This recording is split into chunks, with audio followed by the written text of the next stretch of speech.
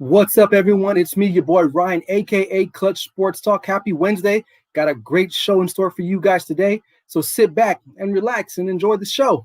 It's Clutch Sports Talk with me, Ryan Flowers. Let's go.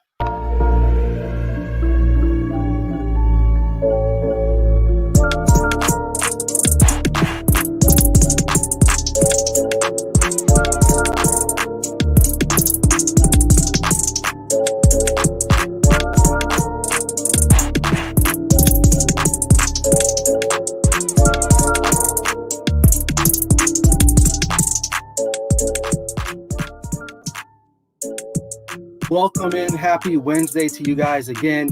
It's Thanksgiving Day Eve. Hope you got your turkey, your ham, your stuffing, all the essentials that you need for Thanksgiving tomorrow. Got some football to talk about today. We got NBA, college football, and then I want to talk to you guys a little bit about my most memorable Thanksgiving Day sporting moment. But before I get into all that, this is Clutch Sports Talk with me, Ryan Flowers, presented by All Pro Digital Sports, the future in sports media content. Happy to bring you guys another episode. I'm a little early today. I got stuff I got to take care of later on this evening, so I had to hop on the live a little bit earlier. But thank you for those who are in the live right now. Appreciate it. Make sure you drop a comment. Make sure you follow me on YouTube as well. Go look up the All Pro Digital YouTube page. Hit us up there as well. Leave a like, comment, share. Notify yourself when we go live with all the rest of this All Pro Digital talent. So got a great show in store for you guys today, man. So other than that, let's just get straight into it. So the first thing I want to talk about today is the Lakers, the NBA. A lot of offseason movement going on in Lakerland. A lot of Laker fans like myself, we're extremely excited about the season, which will be starting, I believe, December 22nd, if I'm not mistaken. So the Lakers have done a lot. Now, they've lost a few players. Dwight Howard signed with the 76ers. Rondo signed with the Atlanta Hawks. We traded JaVale McGee to the Cleveland Cavaliers, but we've also brought in return Marc Gasol. We brought him in, Pau Gasol's younger brother. He's going to be playing for us. We got Wesley Matthews, who's coming over from the Bucks. He's going to be on our team. Obviously, we traded for Dennis Schroeder about a week or two ago. So very exciting about the prospects of what's going on with LeBron. Now, does this team stack up better than the team from last year? I would have to say yes. I feel like now they've got a little bit more athletic and younger in certain positions. Now, I do kind of feel concerned a little bit about our big men. Like right now, Anthony Davis and Marc Gasol are our two most formidable big men in our lineup right now. Now, JaVale McGee and Dwight Howard played a tremendous role in the championship team from last season in the bubble. Their rim protection was just outstanding. When we were able to play big, they were really big. And it helped our defense out tremendously. Now, Marc Gasol is not a bad defensive player, but he's not the rim protector like JaVale McGee or Dwight Howard. Now, we are losing Rondo as well, like I mentioned before, who's going on with the Atlanta Hawks. Dennis Schroeder should probably be able to pick up the slack from there. But now it really allows LeBron to be the point forward in this offense now. But what we do lack, or what we do miss from Rondo is the leadership and that championship pedigree. Now, we're going to see how that plays out with the full season. It's only going to be, I think, 72 games, which is a lot. I mean, traditionally, the NBA season is only about 82 games anyway, so they just shaved 10 games off. But I'm really concerned about the middle. But I think with Anthony Davis and Marc Gasol, and there might be some other guys out there on the free market, on the free agency block that we might be able to go pick up. But overall, Pelinka has done a great job. Pelinka, I know he was hired by the Lakers. A lot of people kind of scoffed and laughed and was like, well, who is this guy? And then we found out that he was Kobe Bryant's agent. And they're like, well, how is that going to work? And, his first year was rough a little bit, him and Magic. They ended up getting Lonzo Ball in the draft, and Magic made the whole statement about Lonzo being retired in the Raptors as one of the Laker legends. And now Lonzo's not even in LA anymore. He's in New Orleans with the Pelicans. So, and then Magic has departed. But one thing I will say with Magic and Pelinka there, they were able to bring LeBron to the Lakerland, and they ended up getting a championship. Now, Magic did, step down, and Pelinka took over the rest of the way and ended up winning a championship. But Pelinka is making some moves, especially in this shortened free agency period. Like I said, they got Wesley Matthews, Marc Gasol. Oh, I even got to mention Montrezl Harrell. They stole him from the Clippers, and it's reported that the Clippers didn't even really think that they wanted to extend an offer to Montrezl Harrell. So we have him now. So I'm not afraid of our defense overall.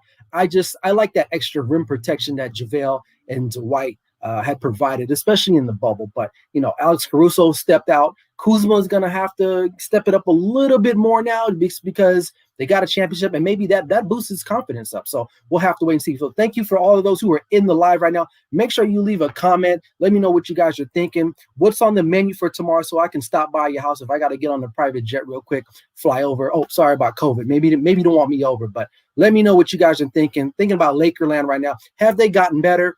I think they have. I think they've gotten better. I think they're going to make another run. I think they're going to repeat. I mean, that's just my sentiments on that. But let me know what you guys think in the comment sections below. Again, happy Wednesday. Happy Thanksgiving Day Eve. Got a lot to talk about with you guys today, but Laker fans are definitely excited. I will say that. But all right, let's get going here. So the next topic I want to talk about today, Monday Night Football. So that was a battle between Tampa Bay Buccaneers versus the LA Rams. Now, it was a highly touted matchup, especially the weekend that we had in football, especially NFL football. The Sunday night game was tremendous. Now, everybody was excited to see Tom Brady versus the Jared Goff and the LA Rams in a Monday night matchup, a key matchup to kind of see, well, who's where in the NFC. Now, the game it started off, kind of back and forth a little bit, but then after a while, the LA Rams were clearly the better team. And one thing of note that you have to kind of think about is Tom Brady looked old, man. I think he's 42, 43 years old. He looked all of that Monday night. He was terrible. They got to him as expected with Aaron Donald and Michael Brockers. They brought pressure. They brought tremendous pressure, and they forced him into some throws that, characteristically weren't Tom Brady like as throws, but he's been turning the ball over a lot since he's moved down to South Florida in Tampa Bay. But here are some things that you have to consider with Tom Brady. Can he still carry a team at this age? Watching that game Monday night, I said no. And here are the reasons why. Number one, he's not that guy anymore. Now, that's part of the reason why he probably left New England, because not only does he probably think he's not the guy to do that anymore, they don't have the talent that Tampa Bay does. Tampa Bay, for whatever it's worth, they are 7-4 now. That's pretty darn good, considering that this team has been basically walking through a nightmare of an organization since winning that Super Bowl years ago with John Gruden. And here they are now at 7-4. They were considered to be one of the best teams in the NFC. And now here they are still kind of duking it out for a playoff spot. But now I think they're starting to come back down to basically to level playing field with a lot of other teams in the NFC, which was proven on Monday night. Now, the Rams aren't an overly excited team, but I will say this. The Rams are a low-key. They have the most underrated wide receiving core, low-key, in all of football, all the NFL football, because you don't think about guys like Cooper Kupp and Robert Woods, doing their thing. But they have a nice offensive system. Sean McVay is a hell of a coach, and Tom Brady just wasn't up to snuff. He's not that guy anymore. And he's still good enough to get you 7, 9, 10 wins probably in the NFL, but he's not the same Tom Brady that's going to be able to slug it out with other perennial quarterbacks in the NFL. Because here's the thing. Jared Goff is not like one of the most premier quarterbacks in the NFL. I mean, let's just be honest. And if you think differently, please leave a comment in the comment section below. I'll make sure I'll get to that. Jared Goff is not a premier quarterback. To me, I feel like he's more of a system quarterback. He's not the type of quarterback that's going to go out and win you a lot of games. Now, he had to go out and win that game Monday night against Tampa Bay because they were stopping and slowing down their run. And traditionally, we all know that the Rams like to run the ball. They like zone runs. They like to move the pocket. They like play action.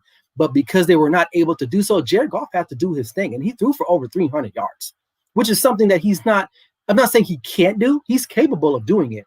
But it's something that he's not you don't think about him doing all the time. Like the last game that I can think about him going out and actually winning was that Rams Chiefs matchup a few years ago. I think it was about 2 years ago, where they just duked it out in the Coliseum. That was a Jared Goff that we have not seen in quite some time. And I think on Monday night, that's what we were able to see. So Tom Brady isn't that guy anymore. He's still good enough to get you wins in the NFL because obviously Tampa Bay is a lot better off now. But I don't know now if going into this last month of the season, which is very important in the NFL, we all know that going into the last month of the NFL season is very crucial. Why? Because you want to be playing your best football as you go into the playoffs. And I'm going to get to my top 4 teams later on in the show in just a few segments here, but I just want to leave you guys with that. But Tom Brady, man, I don't know if he's the guy anymore. You guys have to let me know in your comments. You think he is? Tell me why. Tell me why you think he's still the guy. I know there's a lot of Brady fans out there, but I just don't see it anymore. So staying with quarterbacks, what is wrong with Carson Wentz? Now, this guy was drafted number 1 or highly picked from North Dakota State. He had all the potential, all the talent in the world. In 2017, he had put together a tremendous season. Then he ended up getting hurt against the Rams. And, in the end, they ended up winning a Super Bowl, but he missed out on the MVP season. Here's what I think about Carson Wentz.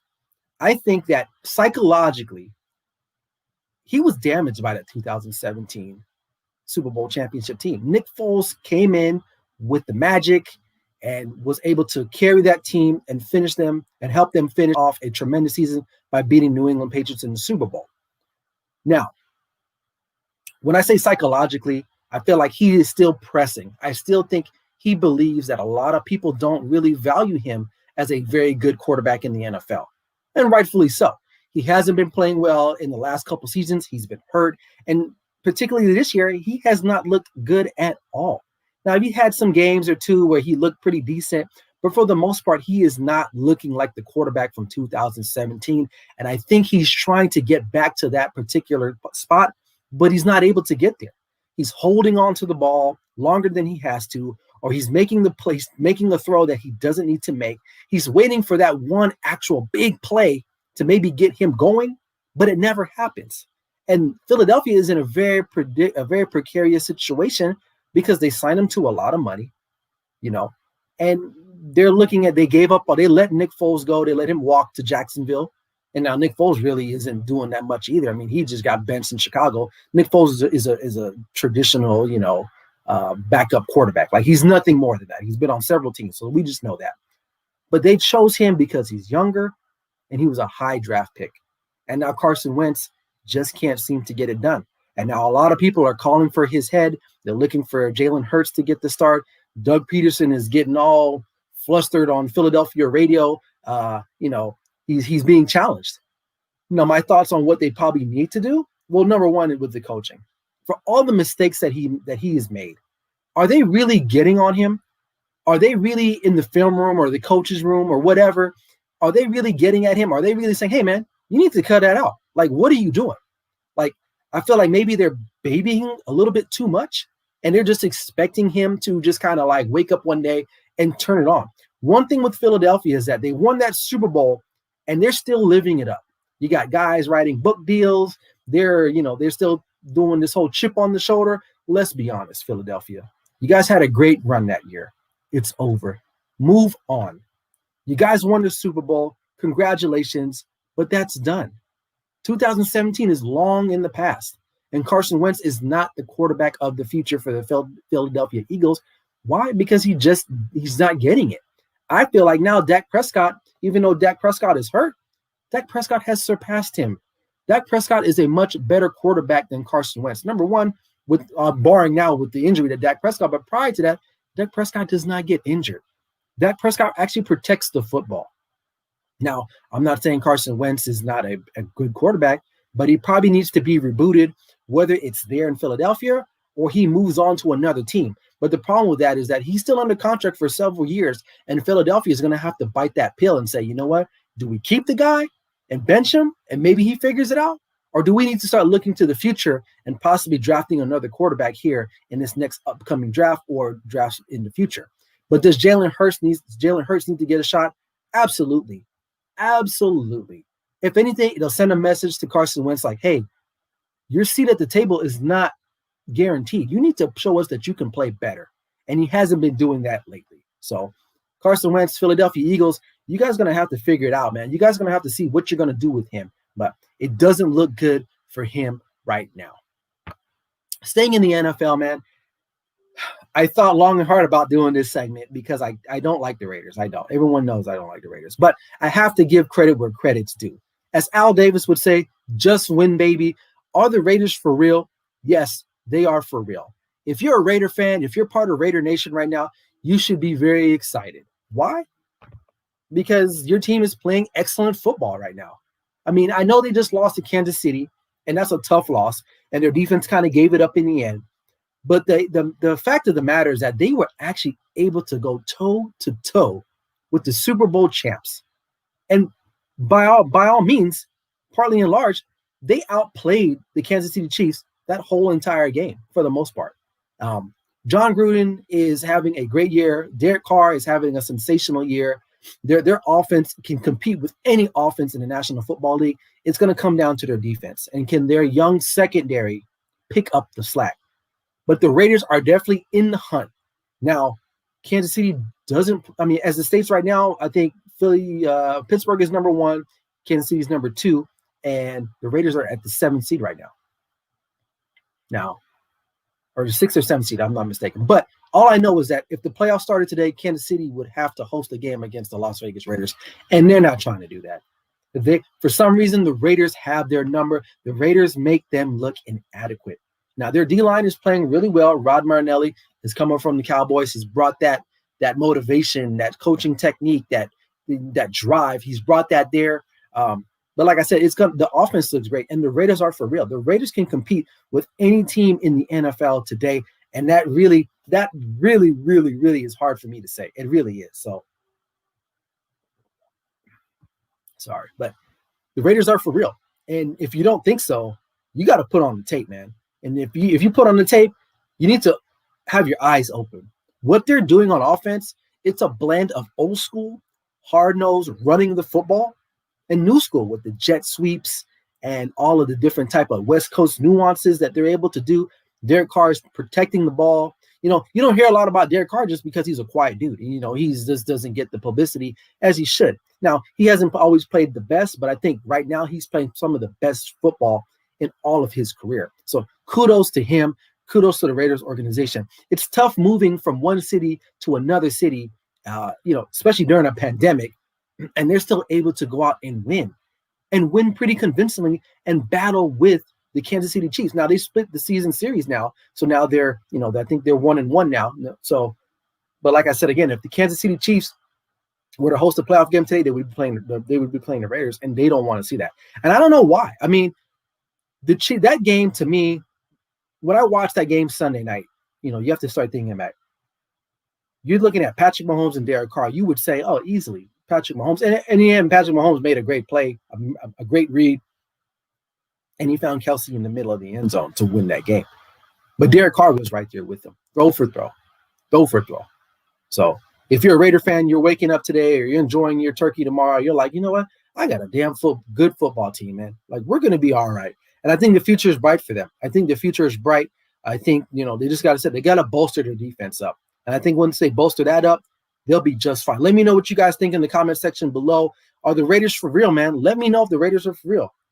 Are they? I'm telling you, are. And it's hard for me to say that. It's hard for me to say that the Raiders are for real, but I got to give credit where credit's due, But moving on, I'm going to talk about the slate of games that are going to be played tomorrow for Thanksgiving Day. Now, one game of note was postponed till Sunday. That's the matchup between the Baltimore Ravens and the Pittsburgh Steelers. That game has been postponed, apparently to COVID issues. So I don't know the full extent of what's going on with that, but they're definitely they're out of commission right until Sunday. So the other two games I'll break down: Houston versus Detroit. Houston's coming off a really good win against the New England Patriots at home last week. Deshaun Watson looked like a beast out there. He was the man, running over people, making throws, being a playmaker. Detroit Lions coming off of a woeful performance against P.J. Walker and the Carolina Panthers, where they got blanked. I believe they got shut out. I think it's like 26-0 or 20-0. Now, both organizations are not going to make the playoffs. Let's just be real.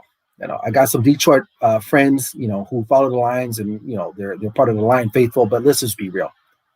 No one's going to watch that game in the morning. They're just not. First of all, it's too early. I wouldn't say it's too early on the West Coast, but there's no star power outside of Deshaun Watson. That's it. There's no other star power. Both teams are not competing. If I had to pick, I think Houston will win that game because lately the Lions have not been good on Thanksgiving Day. Hell, they haven't been good on any other day of the week. And I'm not just talking trash. It is what it is because I'm going to get to my team here next. But the Lions, to me, need to move off from Matt Patricia. We keep saying that week in and week out. I don't think he was a great fit to begin with. He's one of those other, Bill Belichick assistants who moved on and just hasn't had the success that you would think. And then you look at Houston on the other end. They fire their coach. They trade off one of their best players in DeAndre Hopkins, really, for a washing machine and 2 tickets to, I don't know, to Bahama Mama somewhere. I don't know. But basically, they gave him up for nothing, right? And now Deshaun Watson's just left with a shell of a wide receiving core, an offensive line, and an over-the-hill J.J. Watt, who probably should have been traded at the trade deadline. So what is there really to watch? Other than if you really love football, you're going to watch it. I'll watch the game, but I'm not like, oh, man, let me turn on Houston and Detroit. Let's just be honest. And if you think different, let me know in the comments, man. Let me know in the comments. Let me know what you guys are thinking because, who really cares about that game tomorrow, to be honest with you? I really don't. Now, the only other game that's left now, which I'm not going to say this is even more exciting, but there's more storylines. These 2 teams are duking it out for the division lead of the NFC East, which, okay, I get it. The NFC East isn't the best division. I understand that. But they're still vying for a playoff spot. There's more star power in this game. You got, the defensive line of the Washington football team versus the offensive line of the Dallas Cowboys. You got CeeDee Lamb. You got Michael Gallup, Amari Cooper. You got Ezekiel Elliott. You got stars and sensational players on both sides of the football. This is a very critical game for both teams. If Dallas wins, Dallas moves into first place. And I believe if the Washington football team wins, they move into first place. So a lot of storylines there. This game is going to come down to the offensive line and defensive line. Who can win the battles up front? That's what it's going to boil down to. Will Zeke be able to run? I know in their previous meeting earlier this year, he wasn't able to do anything. They knocked Andy Dalton out of this game. He's probably going to be out looking for revenge. So I'm expecting Andy Dalton to be ready to go. He's got a full game under his belt now as a starting quarterback for the Dallas Cowboys. It's a short week, and they had this. They weren't able to practice. I believe yesterday due to some type of medical emergency with one of the training staff members there. So prayers out to him because I understand that he is on life support. So short week for them, for both teams. So that's always a tough spot for any team. You just played Sunday, and especially if you travel too. So the Cowboys ended up getting back home late, probably well into Monday morning, wee hours of Monday morning. They probably came in, got treated, didn't do anything on Tuesday. They probably started game planning really in the Tuesday night. Probably they're traveling today, and they play when they're not traveling, they're at home. So Washington has to do all the traveling, and they have to get ready to go. But other than that, I think it'll be a fun, exciting game. If you just don't look at the records, it should be a competitive game because I think both teams are pretty much even as we move forward towards the end of this season. But like I said, the Baltimore and Pittsburgh game, I'll break down this game, even though it's going to be on Sunday. Pittsburgh was looking to be undefeated. They're moving to, I think, 11-0 if they were able to win this game. The all-time matchup or the record between these 2 teams is 22-22, ironically enough. So the winner of the Sunday night game, or excuse me, the Sunday night now or Sunday game would have the leg up. Excuse me. So, but Pittsburgh definitely needs to win a game like this to kind of like let everyone know, like, hey, like we're good. Like, don't sleep on us. I know that we've coasted a little bit and we struggled with some teams that we probably shouldn't have, but they're still undefeated. They're still the top team as far as record is concerned in the NFL. And Baltimore is not in the playoffs right now. Baltimore is in the hunt. Baltimore has to throw everything at Pittsburgh because right now they're not even in the playoffs. And Lamar Jackson is not having a great season. He's not following up his MVP year with anything sensational. If anything, he's looking worse almost every week. Or if not worse, he's staying kind of where he's at. He's not improving. We're not seeing any better throws out of him. It could be the offense. Who knows? I know their defense took a big hit. Calais Campbell didn't play. I think his name Pat Washington didn't play. So the interior of their defense really is not put together, and Derrick Henry was able to run all over them. But I don't know, man. But I think if I had to pick the game today, Pittsburgh wins that game. They're at home. It's Thanksgiving. They're ready to go. They're ready to go. And I think there's a lot going on with Baltimore, especially with Lamar Jackson. And I don't think that they're really that much prepared to play Pittsburgh Steelers. Sorry about that. So to wrap up the NFL, I'm going to just kind of lay out to you my top 4 NFL teams. We're going to start. I'll start from 1 to 4. So obviously, to me, Kansas City Chiefs are number 1 by far. Overall total team, they're probably the best team. Now their offense is tremendous. Their defense, they do give up some points, but they do have a pass rush. They can kind of get to you when they need to in situations. The second team is the Pittsburgh Steelers. Their defense is good, probably one of the best defenses left in the NFL. Excuse me. Ben Roethlisberger is playing really good. He's moving the ball around. I wish they would get their running game up a little bit more. That does concern me with them, that they're not able to run the ball effectively as they used to, because we all know that that's what Pittsburgh does. They run the football. That's what they do. They run the football, and they get after your quarterback.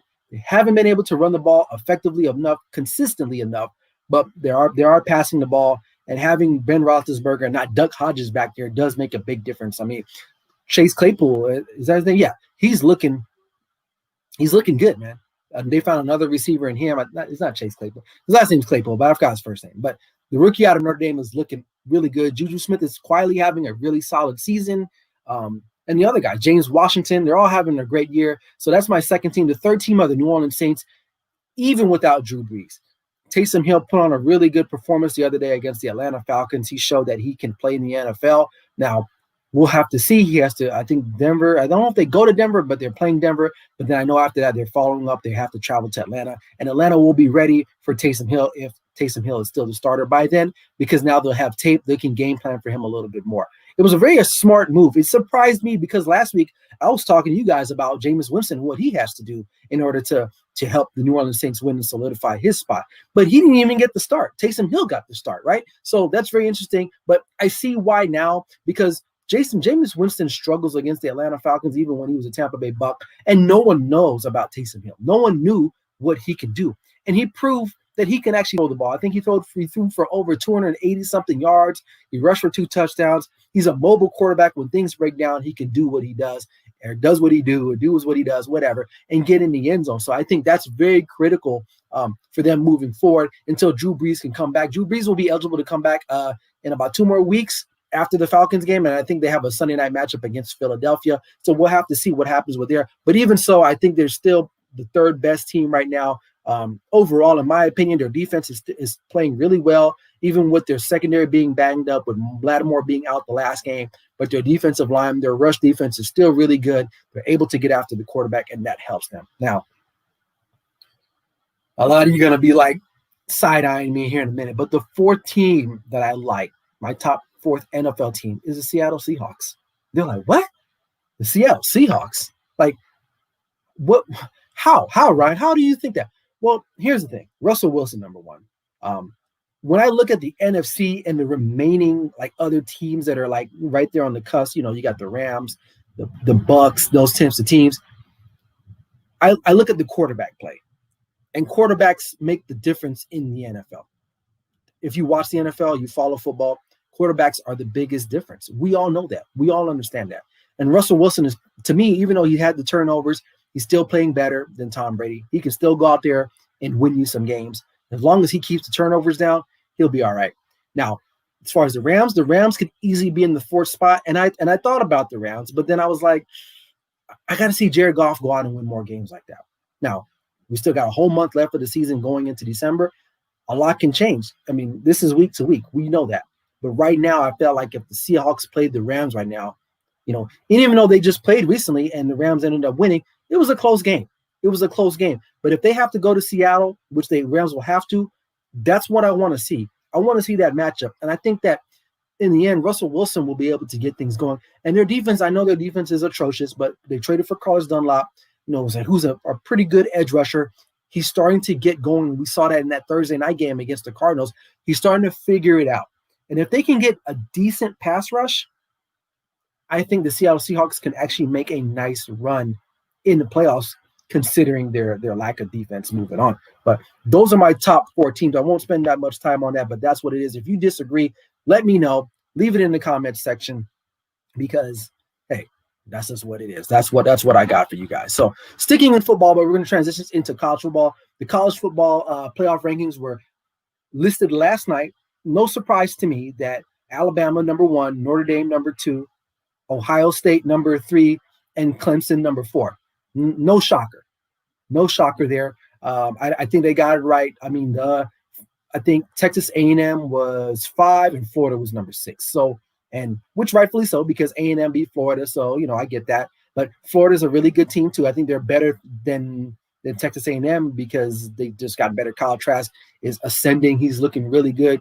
I think if Florida played A&M again, they'd probably win that game. But Alabama is looking like the best team. They're undefeated. Notre Dame, and I mean, I did a segment on them last week. They're for real, man.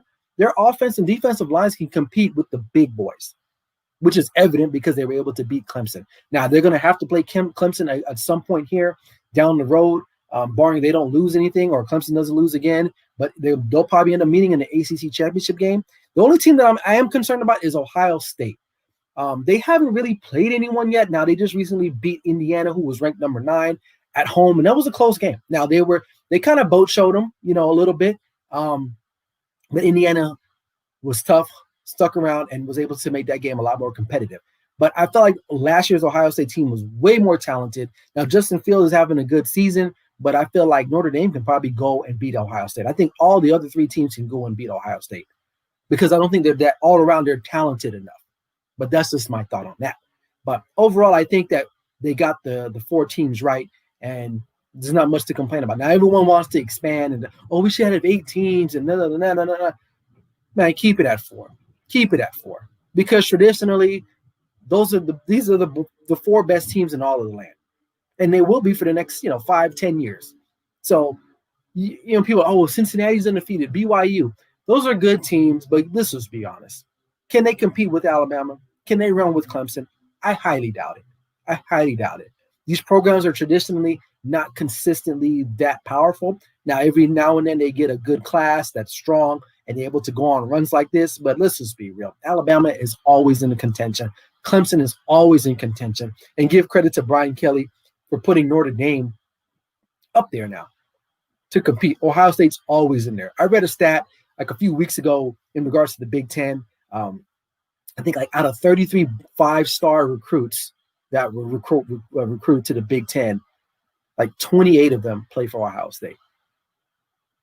So Ohio State's going to always be good. So it is what it is. But like I said, Alabama number 1, Notre Dame number 2, Ohio State number 3, and Clemson number 4. I think they got it right. And if you disagree, let me know because what other team out there should be in the in the first rankings of the Final Four? Now, this was only the first one, so a lot can happen between now and the playoffs before the playoffs start. So, but I feel like they got it right. They got it right.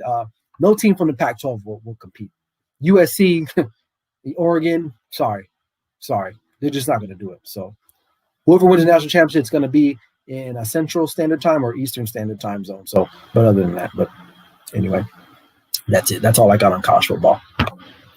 So the last topic of tonight, before I let you guys go, Thanksgiving Day memorable sporting moments. Let me know what you guys think. What do you remember your most memorable sporting moment? It doesn't have to be professional. It could be, you playing with your cousins and, a turkey bowl, which I'm taking part of on Thursday morning with a couple of other dads from my daughter's soccer team. We're going to be out there trying not to get hurt. I got the icy hot ready to go from Costco. Got the chiropractor on speed dial. Hopefully I don't get hurt, but pray for me when it comes to that. But what is your most memorable sporting moment from Thanksgiving Day? Like anything, sporting moment wise. Was it watching a football game? Was it participating? Anything that you can think of. Leave a comment in the comment section below. Here's my thought on this. I believe it was, you see the picture down below there. In 1994, Jason Garrett ended up starting a game for the Dallas Cowboys on Thanksgiving Day against Brett Favre and the Green Bay Packers. Now, Troy Aikman was hurt the week before, and so they were kind of questionable to see if he was going to play or not. And Rodney Peete, who was the backup at the time, he also had an injury, something to his finger. I don't remember the full exact story. I just kind of got a synopsis a few days ago. But Jason Garrett actually went into that game and basically battled it out. Like, I mean, it was crazy that you think a lot of people don't even remember that Jason Garrett was the quarterback for the Dallas Cowboys. I mean, he was there. He was there. And it was such a pivotal game. I remember watching that game on TV, eating my turkey. I was already a Cowboys fan then, and I just was like, man, like, we're going to lose, bro, because, you know, we had Troy Aikman against Brett Favre, and Brett Favre, a young Brett Favre, he was a young gun. Now, the Cowboys were trailing, I believe, if my memory serves me correct, because remind you, I was like in the 5th grade or something like that. They were trailing like 17-6 or 26 in the third quarter. The Cowboys end up winning 42-31, and Jason Garrett goes down in, you know, Dallas Cowboy football lore for winning that game. His first throw officially, I remember it like it was yesterday. Michael Irvin was running like a 10-yard out. He threw it to the sideline, and he was picked off. That was his first throw of the game, and I was like, well, that's that. So, Mom, bring out the pie because this game's over. But he was able to rattle off like 5 or 6 drives where they got touchdowns and field goals, and they ended up winning the game 42-31. I'll never forget that game. Now, I don't remember all the details, but I remember sitting down in front of our TV. Anyone had this, if you're, you know, I'm telling my age, but we had this old school TV that was like in this wooden box. It was on the ground, and I remember just eating my food and watching that game and was like, man, like, we're going to get whooped. But it was an exciting game. I'll never forget that. I'll never forget that Thanksgiving Day. Now, there's been other moments, but to me, that one that really resonates with me, I always remember that. I'll always remember Jason Garrett doing his thing, leading the Dallas Cowboys to a Thanksgiving Day win against the Green Bay Packers and Brett Favre. But, yeah. So, this Thanksgiving Day tomorrow, man, just remember that to give thanks and count all your blessings, because tomorrow is not promised today. And when you think everything is tough and life is just throwing a lot at you, especially, you know, the times that we're living in today with, you know, our politics and pandemics and all the other mental health issues that we have, or things that we got to deal with, man, it could always be worse. So tomorrow, if you're with your family, and if you can't be with your family, keep them in your prayers and in your thoughts, and just be thankful and grateful for everything that you have. I am very grateful to have everything that I have. I'm very thankful that I'm able to put on a show like this for you guys, and you guys are able to enjoy it, whether you're on the live now or you're listening later. I'm thankful for many things. And tomorrow is just another day of reflection, but just don't let it be for tomorrow. Don't think Thanksgiving is just one day. You should always give thanks for all your blessings and gifts that you have every day, each and every day. So, I'll leave you guys with that. Happy Thanksgiving. And before I get out of here, I just want to give a shout out to the Nevada United 11U football team. We are playing in the championship game on Saturday. I believe that game will be streamed live on YouTube. If you follow me on Instagram, I'll leave the link. I'll leave something out there on my story or my reels or in my feed. So you guys, if you want to check us out, it's a youth football team that I coach here in Las Vegas. We are called Nevada United 11U football team.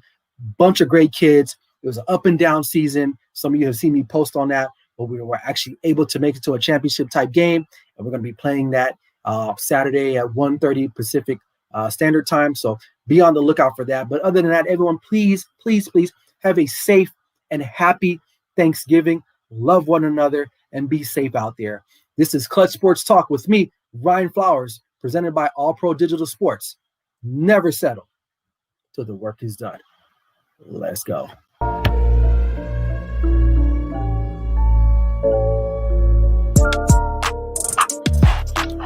This edition of Clutch Sports Talk with Ryan Flowers was brought to you by All Pro Digital Sports, the future in sports media content.